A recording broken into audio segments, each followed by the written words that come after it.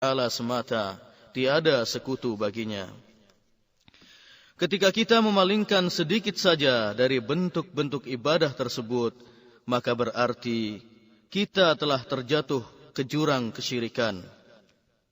Allah Subhanahu wa taala berfirman di dalam surah Al-Mu'minun ayat 117, fi suratil Mu'minun ayat 117. Wa man yad'u ma'a Allahi ilahan akhar la burhana lahu bih fa innama hisabuhu 'inda rabbih innahu la yuflihul kafirun. Dan barang siapa menyembah Tuhan-Tuhan yang lain di samping Allah, padahal tidak ada suatu dalil pun baginya tentang itu, maka sesungguhnya perhitungannya di sisinya. Sesungguhnya orang-orang kafir itu tidak akan beruntung. Kaum muslimin dan muslimat rahimakumullah. Bila kita mengimani bahwasanya Allah Subhanahu wa taala adalah sebagai pencipta, pemelihara dan pengatur segala urusan kita, namun kita tetap berada dalam kesyirikan, menyekutukan Allah dalam ibadah, seperti kita mendatangi kubur seorang yang saleh, lalu kita memohon pertolongan, keluasan rezeki, kemudahan jodoh, dan kebutuhan-kebutuhan kita yang lain, dan hajat-hajat kita yang lain kepada penghuni kubur tersebut, atau kita bernadar untuknya, atau menyembelih sesembelihan untuknya, maka berarti kita telah menjadi seorang yang musyrik, seorang yang kafir, dan abadi di neraka nantinya.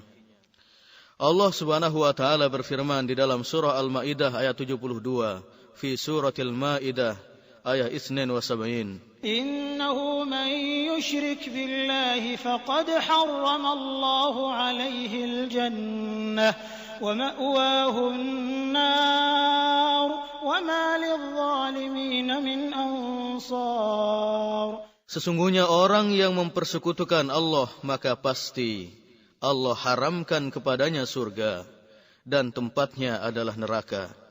Tidaklah bagi orang-orang yang zalim itu seorang penolong pun.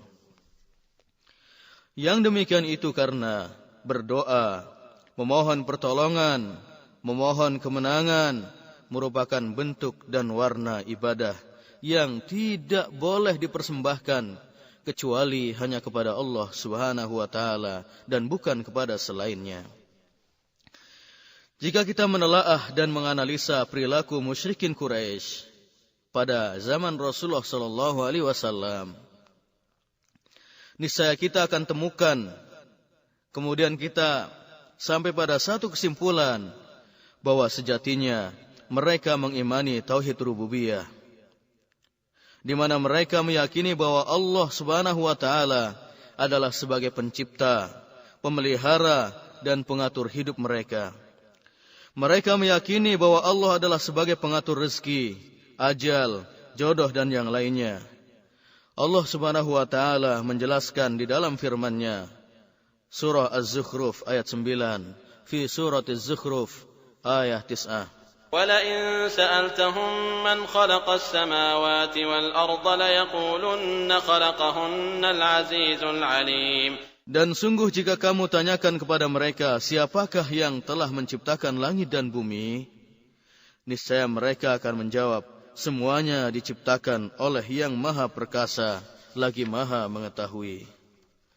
Namun toh demikian, keimanan mereka terhadap tauhid rububiyah tidak menjadikan mereka telah memasuki pintu gerbangnya Islam. Lesh? Kenapa? Karena mereka menyekutukan Allah Subhanahu wa taala dalam ibadah, di mana mereka menjadikan berhala-berhala di sekeliling Ka'bah seperti Lata, Uzza, Manat dan yang lainnya yang berjumlah 360 berhala menjadi sesembahan lain di samping Allah SWT.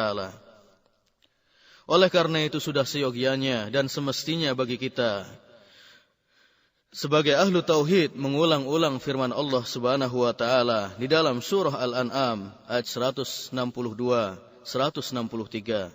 Fi suratil An'am ayat 162 ila 163. قل إن صلاتي ونسكي ومحياي ومماتي لله رب العالمين لا شريك له وبذلك أمرت وأنا أول المسلمين.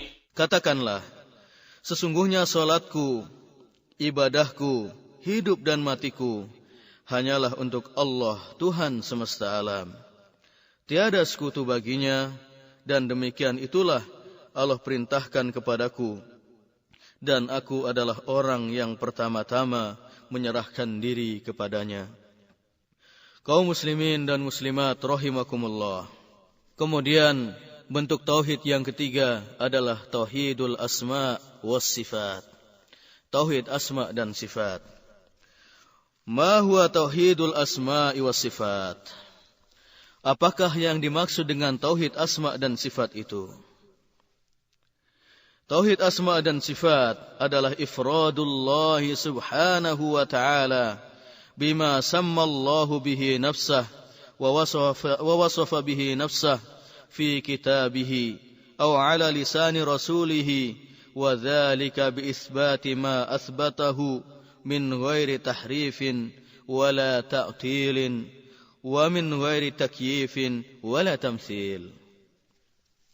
Yaitu mengesahkan Allah subhanahu wa ta'ala dengan nama-nama yang telah Allah berikan untuk dirinya, dan sifat-sifat yang telah Allah sifatkan untuk dirinya di dalam kitabnya yang mulia, yaitu Al-Quran, atau dari lisan Rasulnya Rasulullah sallallahu alaihi wasallam, dengan tidak merubah makna, tidak mengingkari atau meniadakan, tidak bertanya bagaimana hakikatnya, dan tidak pula menyerupakannya. Kaum muslimin dan muslimat rahimakumullah. Bagaimana contohnya agar kaidah tauhid asma dan sifat tadi, definisi tauhid asma dan sifat tadi mudah dicerna oleh akal kita? Mari kita renungkan beberapa contoh di bawah ini. Allah subhanahu wa ta'ala memberikan nama untuk dirinya Al-Hayyu, yaitu yang hidup, maha hidup. Sebagaimana firman Allah SWT dalam ayat kursi, Allahu la ilaha illa huwal hayyul qayyum la ta'khudhuhu sinatun wa la naum. Allah yang tiada sesembahan kecuali Dia, yang maha hidup dan mengurus terus-menerus makhluknya. Allah SWT menamakan dirinya sebagai Al-Hayyu, yang maha hidup. Maka kita wajib mengimaninya bahwa Al-Hayyu adalah salah satu nama dari nama-nama Allah Subhanahu wa taala, ismun min asma'illah.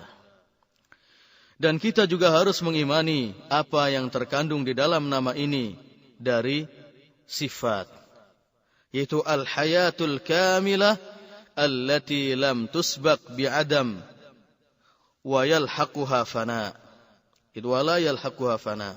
Jadi kehidupan yang sempurna, yang tidak didahului dengan ketiadaan dan tidak diiringi dengan kebinasaan.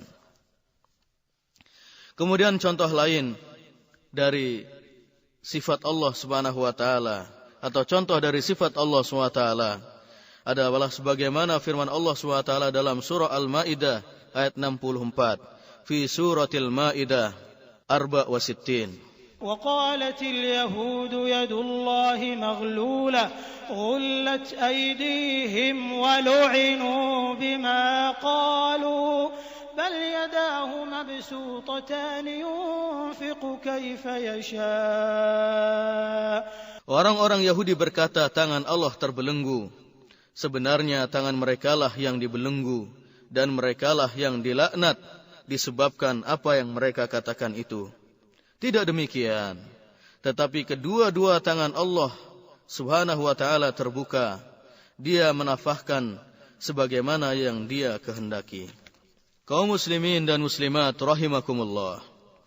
Dalam ayat ini, Allah Subhanahu wa ta'ala menetapkan untuk dirinya dua tangan yang disifati dengan al-bast, yaitu kemurahan yang luas, al-'ata al-wasi'. Maka wajib bagi kita sebagai seorang mukmin untuk mengimani bahwa Allah Subhanahu wa taala memiliki dua tangan yang selalu terbuka dengan kemurahan dan nikmat. Akan tapi jangan sampai kita membayangkan dalam hati kita, atau jangan sampai terucap dengan lisan kita, bagaimana kedua